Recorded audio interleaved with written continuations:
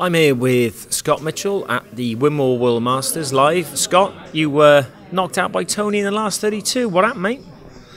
He played better than I did. It was a game of 2 hours for me. I played really well in the first part of the game, but didn't continue that to the end. And Tony's class, and he's been around a long time, and he's seen my like before, and he. Well, he's not been playing for a while, though. He's come back from an injury. You said that in the game you missed two key scores that cost you. Yeah. I hit 22 with a couple of deflections halfway down one leg, which he then sort of went 180 against, which is kind of what the top players do. And I missed a couple of darts at 36, which were really crucial in the game as well. And with the way the format is so cutthroat, that format, and but that's what makes it so exciting to play. And we're talking about the format. You came in at the last 32 having not played a single game. Tony's come through from the floor as a qualifier. Do you think that puts him at a slight advantage to you coming in cold? Well, yeah, the situation's not ideal. But at the end of the day, when you speak to some of the other players, they say, would you rather come in on the floor at the first game and have 5 of those, or would you rather take your chance 50-50 at one of those in the last 32? And I wouldn't have changed anything, I don't think. Even though it was tough, there were some tougher players out there as well. So, okay, it's not ideal, and it didn't work in my favour, but I'm sure the guys that got through said, yeah, it worked. So it depends what happens to you, really, I think. Yeah. So, Tony O'Shea, do you think he's a serious title contender this year? Do you know what? On what I saw yesterday, he looked really fresh. Probably the best I've seen him play all year. And on the form that he played yesterday, I can see that he could be a real threat in this. Because he is a massive crowd favourite. It's a great walk on. People love him. And so, I think we'd like to see him certainly go further. On that subject, we've then down to the last 8. We got down to the ladies. We're now into the semi-final stage. So, as a review, we had Dita Hedman, who lost to Sarah Roberts. What did you make of that game?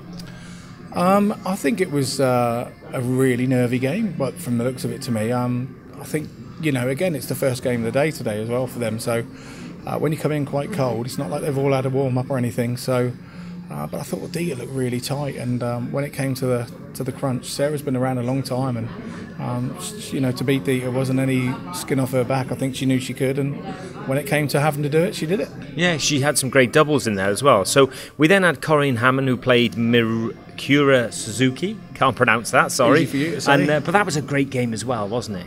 It really was. I don't want to say Suzuki motored off with it, but she really did. She took off with it, looked really, really comfortable. It came to the winning double. And to me, when she was going for that double, it looked like she was trying to make sure of it. And then when you're trying to do that, you don't quite throw it as hard as you usually would. So she was missing by a fair way underneath. So then where she had a chance to win it 4-2, then that got to her a little bit. But Corinne, God, talk about 9 lives.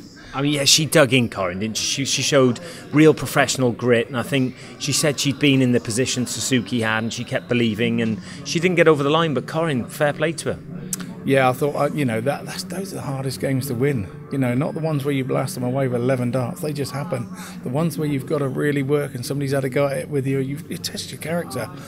Is that going to set her up for this weekend? Who knows? Yeah, and we move on. Lorraine Winstanley, who's beaten Anastasia. Another great game. 2 massive names in women's darts as well. Fantastic friends as well. They travel around together a bit. I mean, that was a flip of a coin. Lorraine has been superb this year. It's probably the best year I've ever seen her play. Anastasia is playing well too, and I just think that really was a flip of a coin. It could have gone either way, but Lorraine just has this little thing about those last leg deciders of late, and she seems to enjoy those last leg games rather than be frightened of them, and you can see that in the way she plays them. Okay, in the last match, Trina Gulliver's been put out by Tricia Wright. Not as straightforward. I think we all thought Trina would get through, but she hasn't. Again, Tricia's been around a long time and played Trina many, many times, so there's no fear for either. With Trina being the favourite, she probably may have been a little bit more nervy than Tricia, but again, Trina knew that if Tricia had the chance to take it, she would, and that's pretty much what happened. Yeah, and we move on tomorrow. We're going to have Sarah Roberts against Corinne Hammond, and Lorraine Winstanley takes on Tricia. So from the 4, who do you think's going to come out with the title? Who would you, if you had to predict? We've got to push you for a name, Scott. I'm going to say Lorraine on just pure form at the moment. It would be a massive thing for her to win it for the first time, so it's a huge hurdle still to get over.